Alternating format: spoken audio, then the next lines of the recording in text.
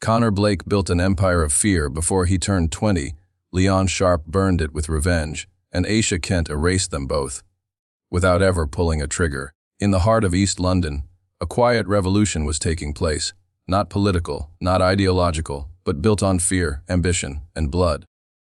The streets of Hackney had long whispered of gang activity, but nothing had prepared the city for what was coming. The Red Hounds were not just another group of teenage boys looking for territory. They were a movement born from neglect, violence, and one young man's hunger for power. Connor Blake was only 19 when he founded the gang, but his name soon became known across every estate in East London. He didn't come from a crime family or a criminal background. His father was an alcoholic who disappeared when Connor was 6. His mother worked nights as a cleaner and rarely spoke. Connor learned early that survival came down to two things: fear and control. He started with small jobs, stealing bikes, mugging schoolkids, reselling old phones. But what separated Connor from other boys was his obsession with structure. He treated his gang like a business. Everyone had a role. There were runners, watchers, collectors, and enforcers. Mistakes were punished. Loyalty was rewarded. His reputation grew fast, not just for his ruthlessness, but for his intelligence. He didn't get high on his own supply. He didn't show off. He stayed in the shadows and let others take the heat. When local gangs tried to intimidate him, he responded with silence, and then sudden, calculated violence. One by one, other small crews began folding into the Red Hounds. The group expanded beyond Hackney into Stratford, Bow, and parts of Tottenham. Connor's second, in command, Ryan Hooper, was an older boy who had been expelled from 4 schools and had a reputation for unpredictable rage. He became the public face of the gang, the one everyone saw and feared. But behind every move Ryan made, Connor was pulling the strings. With the growth of their operation, the gang needed serious weaponry and protection. That's when the broker came into play. No one knew his real name. The broker communicated through burner phones, anonymous packages, and heavily encrypted messages. He offered Connor a deal: weapons, clean cash, and access to a network of dirty businesses across the UK. In return, the broker demanded one thing: absolute control over East London's drug flow. Connor agreed without hesitation. It was a turning point. The Red Hounds were no longer just a street gang. They were now part of something far bigger. Soon, they were smuggling guns hidden in car panels, using encrypted apps to arrange deals, and laundering money through vape shops and car washes. The gang's income exploded, and with it came arrogance. Younger members began flashing cash, posting cryptic threats online, and bringing attention. It was only a matter of time before someone pushed back. That push came in the form of a brutal killing. A young man named Jamal Reese, rumored to be a member of a rival gang called the Black Fangs, was found in the River Lee, bound with chains, stabbed multiple times. The most chilling detail was the large R carved into his chest, a clear message and a signature. The murder sent shockwaves through the community. Social media lit up with speculations. Was it revenge? Was it a warning? For those inside the gang world, it was clear. The Red Hounds had declared war. Police were slow to react. They'd seen turf wars come and go before. But this time, there was something different. The brutality was calculated, not chaotic. There were no messy fights or random shootings. Everything the Red Hounds did was deliberate, and that made them dangerous, very dangerous. Connor remained in the shadows, rarely seen in public, always covered by layers of intermediaries. Even those within the gang rarely spoke to him directly. He trusted only a few: Ryan, a tech-savvy teenager named Darren Webb, who handled their encrypted messages, and a mysterious woman known only as Lena, who acted as the gang's financial handler. But beneath the surface, cracks were beginning to form. Power always breeds paranoia.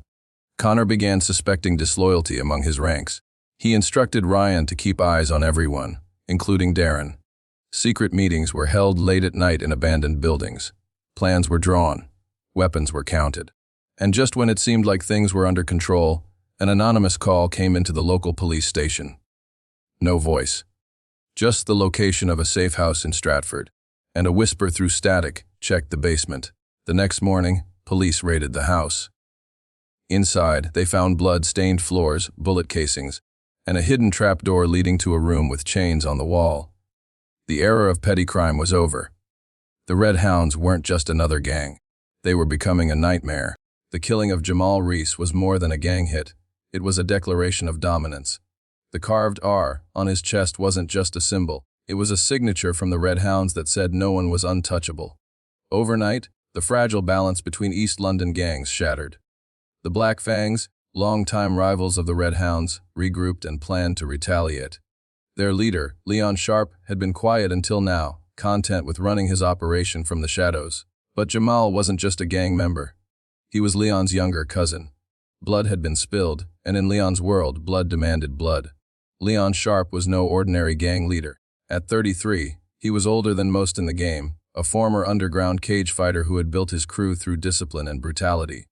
His fighters were trained, focused, and loyal. He didn't believe in flashy violence, until now. The murder of Jamal was personal. Leon called in favors, gathered resources, and reached out to allies in North London. Within a week, Black Fang members were posted across Holloway, Islington, and Tottenham, watching, waiting, and preparing for a strike. And then the retaliation began. It started small. A Red Hound drug stash was robbed in broad daylight. A corner boy was stabbed in a crowded market and left for dead. Then came the big hit. One night, just past midnight, a known Red Hound hideout in Holloway was stormed by masked gunmen. 3 members were executed with precision, each shot in the head. A 4th member, Darren Webb, the gang's tech handler, escaped through a back window, wounded and terrified. He didn't go to the hospital. He didn't go to the police. He disappeared. The media labeled it the Holloway War. News channels showed CCTV footage of young men in balaclavas jumping from cars and firing weapons on residential streets. Politicians demanded answers. Parents feared for their children. But for the gangs, it was only the beginning. Connor Blake was furious. He blamed Ryan Hooper for not securing the house. Ryan, in turn, blamed Darren for leaking the location. Connor didn't trust either of them, but he knew the gang had to strike back hard. He ordered a counterattack that would send a message no one could ignore. A boxing club in Tottenham, known to be a recruitment spot for Black Fangs, was targeted. 5 members were shot outside the club during a late-night gathering. The attackers were masked and fast. In under a minute, the scene turned into chaos.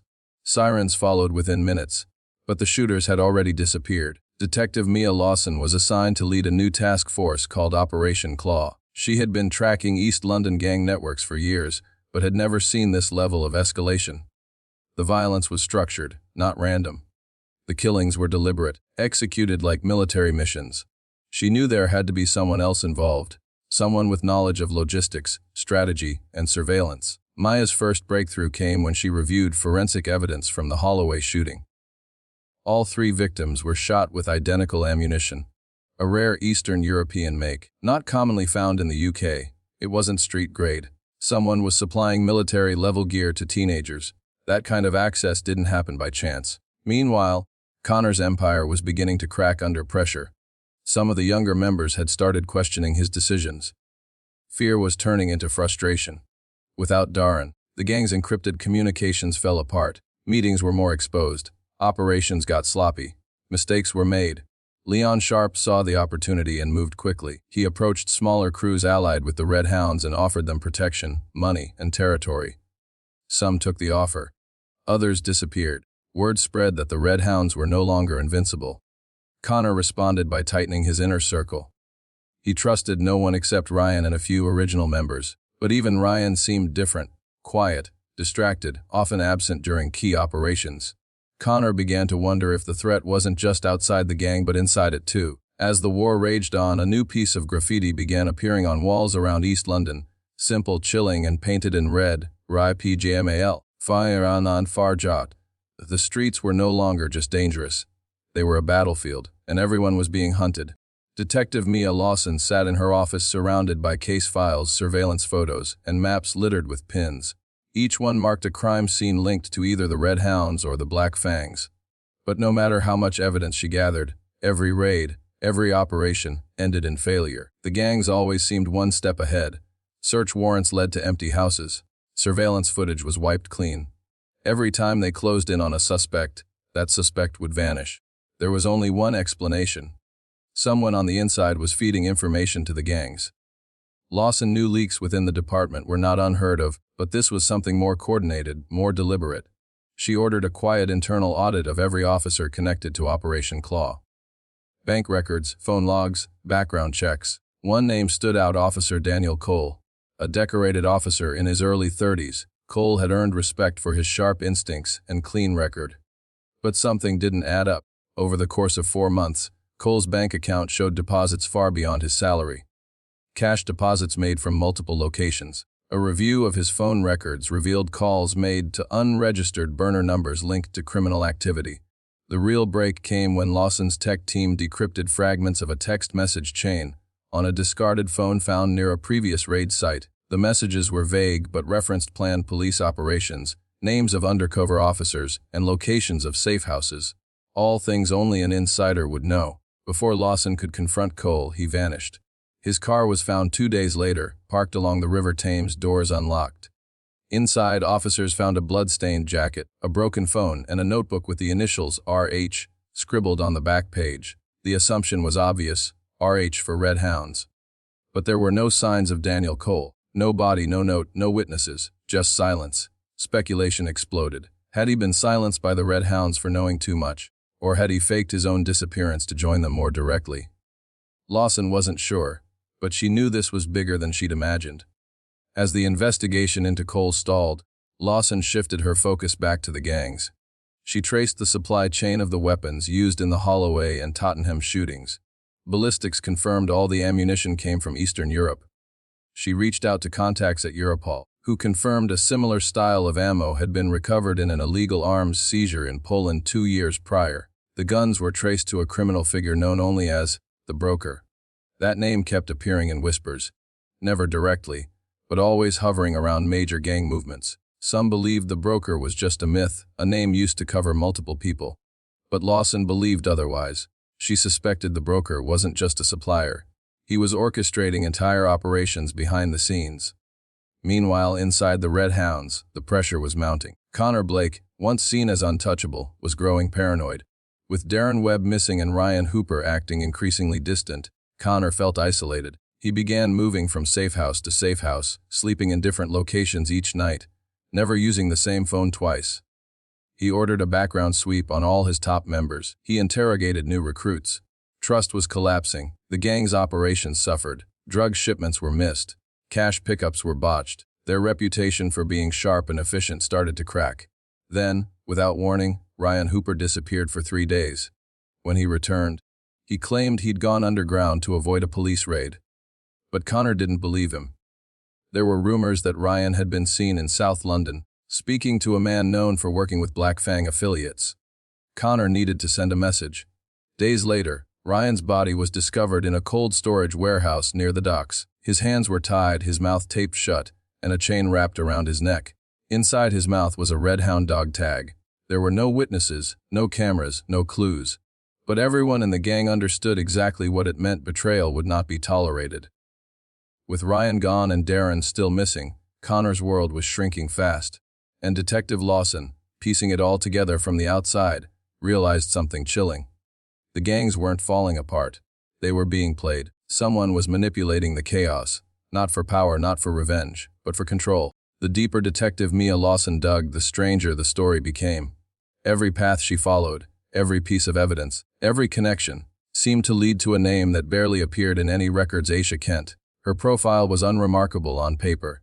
Age 27, she had no criminal record, no known ties to any gang, and no history of violence. She had graduated with a law degree from a mid-level university and worked briefly at a private firm before resigning without explanation. But when Lawson reviewed digital activity and financial trails around key gang members, Aisha's name began to surface too frequently to be a coincidence. Multiple phone numbers connected to known Red Hound associates had also been in contact with Aisha's registered mobile. Her bank account had links to shell companies known for laundering money.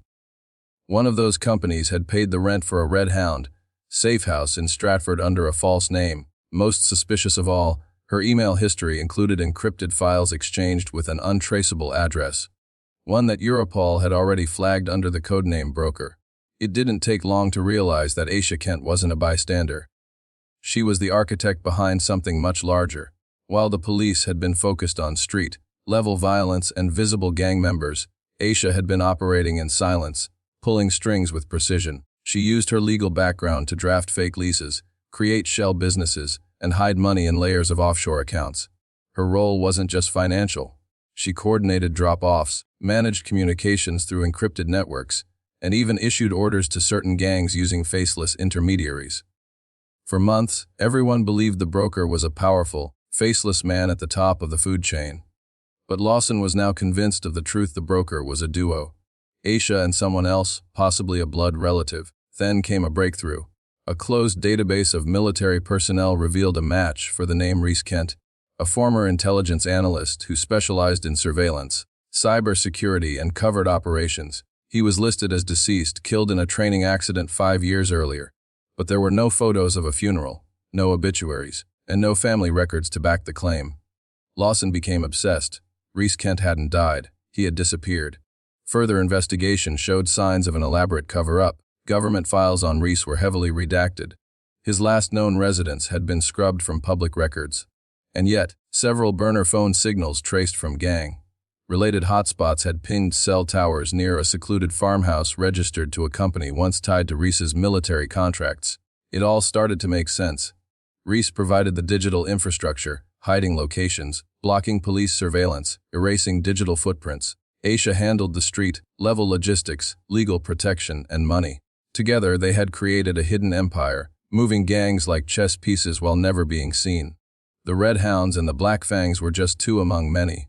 The violence was controlled, sometimes even encouraged, to keep the police distracted while the real operation thrived in the shadows. Then, in an unexpected move, Aisha disappeared. 2 days before police were scheduled to raid a warehouse in Bow, one linked to her financial trail. It exploded. The blast was massive. Flames consumed every document, every hard drive, every physical trace. The fire was ruled arson, and a body was found in the wreckage, burned beyond recognition. ID found near the remains suggested it was Aisha, but DNA tests were inconclusive.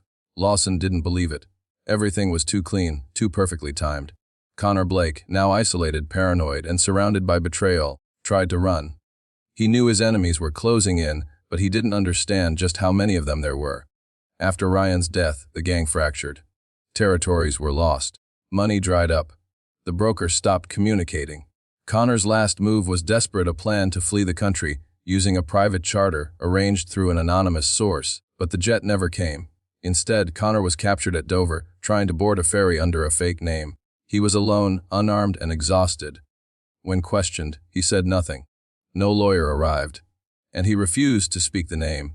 Broker. Back in London, Lawson submitted her report. She documented the gang wars, the murders, the corruption, and the betrayal. But in her conclusion, she wrote something simple and terrifying. The leaders are still out there. They've erased themselves. No one knew where Aisha had gone. No one had ever seen Reese. But the silence they left behind was louder than any bullet, and the system they created was still running, without them. Connor Blake sat in a maximum security prison cell, staring at the blank concrete wall. Once feared across East London, he was now just another inmate with a number. His arrest made headlines. The media portrayed him as the mastermind, the Red Hounds, the face of a gang empire that had terrorized the streets. But behind bars, Connor knew the truth. He had never been the true king. He was a soldier, a tool, a distraction. The real architects of the violence were still free, still in control, and still watching. With Connor off the streets, the chaos didn't stop. It simply the Black Fangs scattered. Leon Sharp, their brutal leader, vanished without a trace. Rumors filled the vacuum. Some said he had been executed by remnants of the Red Hounds. Others believed he fled to the Caribbean under a new identity, his face altered and past erased. The police issued a warrant, but no trace of him was ever found. His last known location was a CTV capture at a petrol station off the M1. After that, nothing. Detective Mia Lawson, the lead investigator in Operation Claw, found herself in a whirlwind of unanswered questions. The unit had achieved what seemed like a major victory. Connor behind bars, multiple arrests, and gang activity seemingly quieting down. But Lawson didn't feel victorious. The more she reviewed the evidence, the more it felt like everything had been orchestrated. Like they had been allowed to capture Connor as part of a much bigger plan. Months passed, and Aisha Kent remained missing. Her official death was still listed as unconfirmed. The burnt body found in the warehouse was never conclusively identified. Public attention faded. Gang-related crimes reduced on the surface. But in the digital shadows, Law saw signs that the network was still alive. Bank accounts linked to Aisha's shell companies continued to move money. Offshore transfers, cryptocurrency activity, silent business takeovers.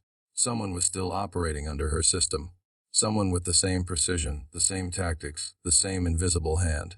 And then, an informant came forward. He claimed to have worked for an underground logistics group, helping gangs move weapons and cash. When questioned, he described encrypted apps, code names, and secret drop-off points. But one detail stood out. He mentioned a woman who ran meetings behind a one-way mirror. She never revealed her name, but she spoke in a northern accent and gave orders through a modified voice system. Before he could testify further, the informant vanished from police custody. The officers responsible for his transport denied any wrongdoing. Internal investigations turned up nothing. Lawson knew what it meant. The broker was still watching, still one step ahead. Far from London, in a quiet village near Manchester, a small cafe opened its doors. The owner was a woman with short hair, a soft voice, and no known digital history. Locals found her friendly but private. She worked early mornings, never stayed out late, and rarely spoke of her past. But in the back office, hidden behind a panel in the wall, was a small encrypted server and a locked drawer containing multiple IDs. The woman's name was Sarah Jennings, at least on paper, but her real name was Aisha Kent. She had escaped not by running, but by becoming invisible. Faking her death had been easy with Reese's help. His military training and access to classified systems had made it possible. But Reese wasn't with her anymore. Some believed he had gone deeper underground. Others thought he had vanished entirely, erasing even himself. No photographs of him existed. No known voice recordings. His image lived only in the whispers of criminal networks. Aisha maintained a quiet life. No violence, no contact with old associates. But her phone, a heavily secured device, remained active. She checked in weekly, not to give orders, but to watch.